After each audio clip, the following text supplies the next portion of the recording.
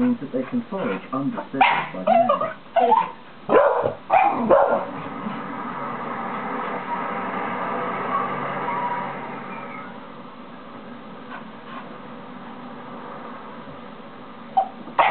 During the winter, these city badgers are doing exactly what their country cousins would be up to, gathering up warm bedding to get them through the cold winter nights.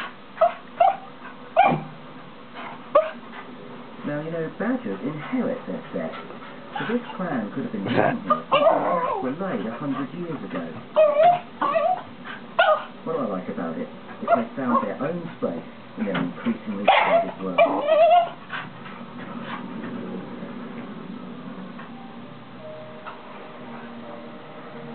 Our cities might be designed for humans, but so many animals have worked out how to take advantage of the urban landscape. And in winter, urban areas provide a lifeline for some of our more streetwise wildlife, helping them to get through the toughest time of the year.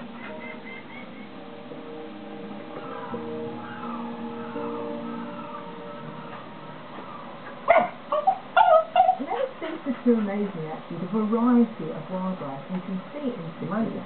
And I've been on some fabulous urban safaris. One of my favourites was in a graveyard in southwest London, where the gravedigger was stealing foxes, and you've got absolutely brilliant views of urban foxes. My Uncle Sam lives in NW5, and he's got a graveyard near him, and he gets foxes all the time now. It's a top spot because they're generally quite quiet, and normally people don't take dogs into them, which scare the foxes away.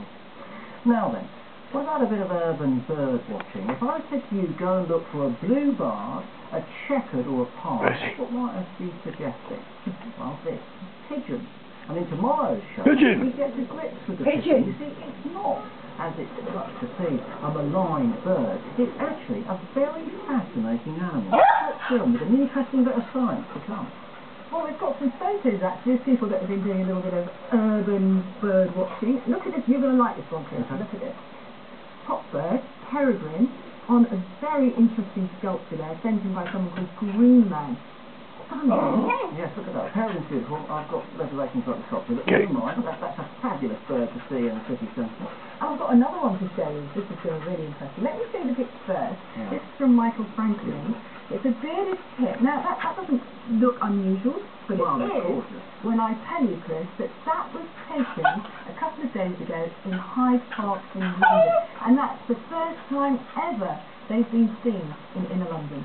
I'm not surprised, and that's a fabulous sighting. I bet lots of people went to see it. It's an amazing bird to see there, because normally they inhabit extensive reed beds in various parts of the country, and they don't seem to move very much unless the weather's tough. And because things are tough in East Anglia at the moment, lots of snow and ice, it might have been driven out of there and found its way along the Thames corridor and then into Hyde Park. What a finder. You wouldn't believe it if you saw that. One thing that you would believe seeing in parks is a squirrel, because they're often in our parks. The great squirrel. But this is a great time of the year to look out for them, because they're pretty active. Around now to all the way through to March, the females are coming into season and the males start chasing them. Not only around the park, but also up the trees. And it's something we all seem to enjoy. And they make a lot of noise, so listen out for them barking, and it is curious barking sound, and sometimes it's not just one male that's chasing the female, you get a whole gang of them, up to 5 or 6 or 7 of them, all chasing the female through the trees. Quite entertaining. Now, we've been very lucky so far on the programme. We've had great live beavers, we've had pine martens, we've got cameras all over the place. One of the animals we've been looking at is the red squirrel, and I'm going to tell you a very interesting fact about red squirrels and Cinderella. Stay with me, stay with me. In the French version of Cinderella, she's wearing a vair slipper, a glass. But vair, V-A-I-R, also refers to the white soft fur of a red squirrel that was used for expensive clothes by the nobility. So it seems in the French version, Cinderella was not wearing a glass slipper, she was wearing a squirrel slipper. This is a disaster. There's going to have to be a major reshoot by the Disney Corporation. She's got the wrong shoes on. But I'll tell you something, it must have been an awful lot more comfortable than a glass slipper, and a lot warmer. But how does a red squirrel keep warm? Well, I took a couple of hours off from rehearsals yesterday to find out.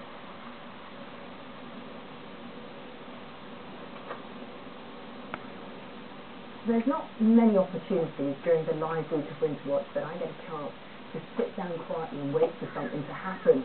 But if I'm going to have any chance of seeing these charming little characters, then that's exactly what I'm going to have to do. Now they're up the tree at the moment. If I want to see them close up, I'm going to have to put some nuts down and be patient.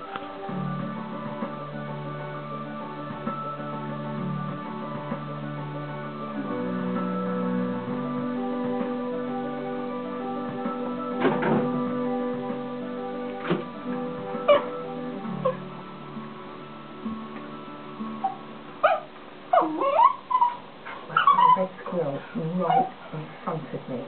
My patience has paid off, and they are such cute little characters. Look, I'm going on the back to see if it's there, look. That really stands out with their little tufty ears. At this time of the year, those birds are as dotty as they're ever going to get. Quite unusual, look rather dotty, but they're very useful too. They use those tufty ears for communication. Signaling with their ear tufts and tails, they send important messages to the squirrel. This is particularly important for their courtship and to work out who's the most dominant squirrel in the territory. Now the scenery, though it's cold up here, neighbour, it's not freezing, and so these other guys are quite active. Once the temperatures really drop and they're snow on the ground, they become a lot less active. In fact, they do what a lot of people do. They stay in bed. Quite sensible, really. Red squirrels have numerous nests, known as terrains, which protect them from the harsh weather. With up to 7 centimetres of cosy lining, these small homes can be up to 30 degrees warmer on the inside. You know, I've always loved squirrels. To me, it doesn't matter whether I'm watching grey ones or red ones. They're always very endearing and entertaining to watch. And for me, that certainly was a great way to spend an hour.